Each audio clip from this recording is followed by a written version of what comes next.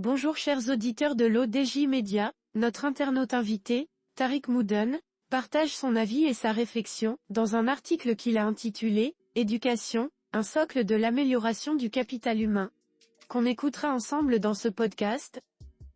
L'auteur débute son article de la manière suivante. En ce mois de novembre 2023, la rentrée scolaire au Maroc se prolonge dans une tension sociétale aujourd'hui palpable dans les rues. Malgré les efforts multiples consentis par le gouvernement, ainsi que la préparation d'une feuille de route pour la mise en œuvre d'une réforme multidimensionnelle visant la transformation de l'enseignement public, la situation mérite d'être considérée en impliquant davantage l'ensemble des parties prenantes. Il existe visiblement un besoin de mieux négocier et en toute confiance avec les enseignants et les syndicats, en prenant effectivement en considération leurs différentes propositions et observations, en engageant un dialogue pour résoudre les problèmes sous-jacents, et en expliquant les objectifs et les avantages de la réforme éducative dans sa globalité aux parties prenantes, à travers une meilleure stratégie de communication ouverte et transparente. Notre internaute invité approfondit sa réflexion de la manière suivante. Ces dernières années ont été rythmées par plusieurs protestations et débrayages dans ce secteur. Il devient désormais urgent pour le gouvernement d'activer l'ensemble des engagements pour assainir le climat social dans un esprit inclusif, et faire prévaloir l'intérêt des élèves comme unique finalité. Pour répondre à une demande réelle de changement à travers l'implication des parties prenantes et la stimulation de leur appropriation, il pourrait être intéressant dans le choix des mots et appellations de la démarche de tenter de considérer le temps de la construction et de la mise en œuvre du changement comme une expérimentation du changement lui-même, l'implication de tous comme levier essentiel.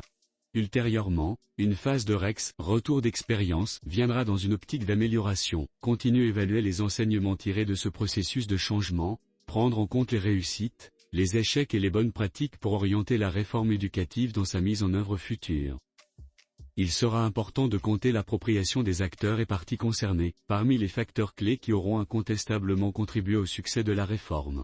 La méthode qui vise à impliquer directement la partie prenante dans son propre processus de développement et de changement ne peut qu'ambitionner de la faire participer socialement, d'augmenter son sens d'utilité publique et de renforcer son sentiment de dignité et d'estime de soi.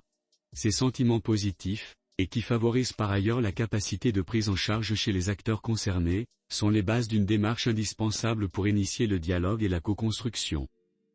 À cet effet, pour créer un climat social serein et propice à l'engagement de tous les acteurs, et surmonter les résistances au changement tout en envoyant des signaux d'apaisement aujourd'hui plus que nécessaires, il serait utile d'adopter tout d'abord une désignation appropriée à la démarche de gestion du changement, en optant par exemple pour une appellation spécifique et inclusive de type politique de participation citoyenne pour la réforme de l'éducation. L'objectif est de garantir que tous les individus et acteurs se sentent respectés, reconnus et inclus, quel que soit leur statut ou leur position au sein de l'écosystème éducationnel, et de créer ainsi un environnement de communication qui respecte la dignité de chacun. Monsieur Tariq Moudon enrichit son discours de la manière suivante. Le climat social est actuellement très tendu, voire en ébullition, marqué par des manifestations et des sit-ins, qui deviennent de plus en plus virulents, touchant plusieurs corps de métier de l'éducation. Dans le passé, les manifestations et contestations revêtaient un caractère territorial, voire local, avec en toile de fond les mêmes revendications principalement en lien avec les conditions de vie et les infrastructures de base. Aujourd'hui, les protestations revêtent un aspect corporatiste animé tout particulièrement par un nœud qui est la question des cadres d'académie régionale ou les enseignants contractuels dont la principale revendication est l'intégration en tant que fonctionnaire de tous les contractuels. Afin de promouvoir l'appropriation de la réforme par les acteurs, une démarche structurée pour la gestion du changement devra être envisagée.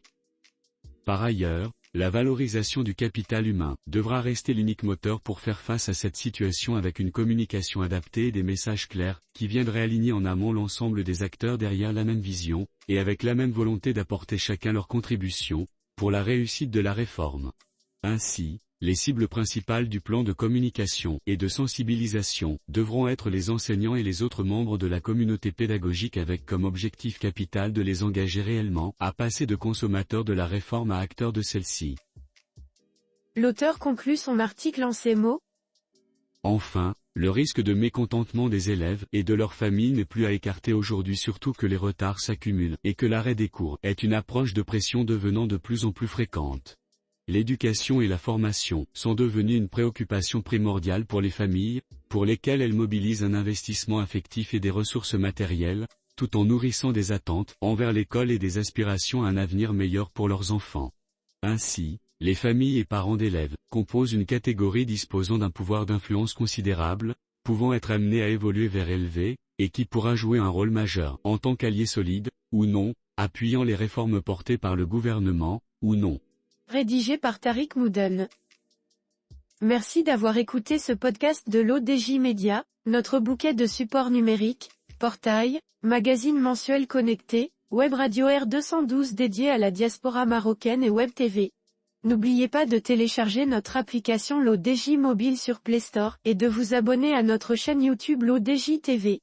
Alors, on se dit au prochain podcast de nos internautes invités, et à très bientôt.